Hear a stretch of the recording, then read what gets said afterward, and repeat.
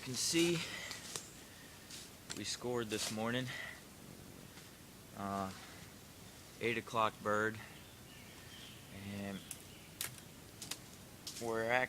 I'm actually by myself, but right at the back corner of Fleshman's property where it hits Rawson's and goes back on the back line here. But here he is, all fanned out. This is what I saw coming to me this morning about 20 minutes ago. And one of those hunts where, as usual, tricky. This beard, tricky but doable. I actually started out at the end of the Stratton Second Road this morning and heard several birds there, but nothing to set up on. A couple were in the river bottom. I thought they might be on the other side, so I decided to just not waste my time. And then I'd heard a couple up top of the state forest, so cut through to the state forest road, walked up, ended up circling all the way around at Phillips Road sign. Heard this bird somewhere back in here, cut across the cutover, Rawson's cutover, hit this line back by the state forest, and then came up. Hadn't heard him since Phillips Road, and finally I was right down there and heard him gobble. And he actually, I don't know if I just probably couldn't hear him down there, because when I heard him start gobbling, he was just gobbling every few minutes.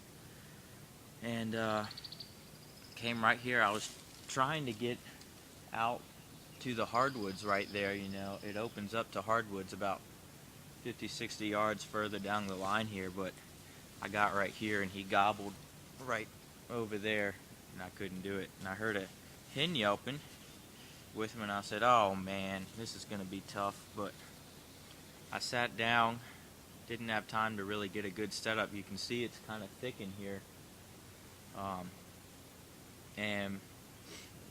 but I didn't have any other choice. Called a couple times, he gobbled, answered me right away, and came straight in. Probably 5 minutes since I've been sitting down. But then it was him and another turkey, and I could tell it was a jake. And so it's just him and a jake, and he was kind of making sure the jake wasn't getting ahead of him. And he came in strutting and gobbling, and the jake was looking around, and they came right in here and out in front of me at about 30-40 yards, strutting back and forth. And of course they knew I was right over here, and they weren't seeing anything, and where my decoy was they couldn't see it. But I just held tight and probably watched him in front of me for about 10 minutes at least. And of course I was nervous, but finally the jake started kind of just feeding back away, and I was kind of feeling like they weren't going to come in any closer. And never had any shots yet. It was all too thick, but there was one little kind of opening, little tiny opening, that this turkey finally, he went out of strut and he started just walking this way, parallel out in front of me, and he was going to hit that little tiny hole. And so when he did, I yelped to try to get him. I had the bead right in the hole, and when he hit it I yelped, and he stopped and actually stuck his head out and gobbled, and I shot right in the hole, got him 28 yards.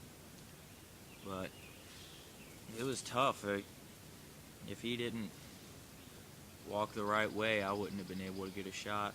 But he definitely came straight in and, you know, gobbled right there. It's makes for a fun hunt when you get to watch them right out in front of you, strut back and forth, but it also makes for a tense, nerve-wracking hunt.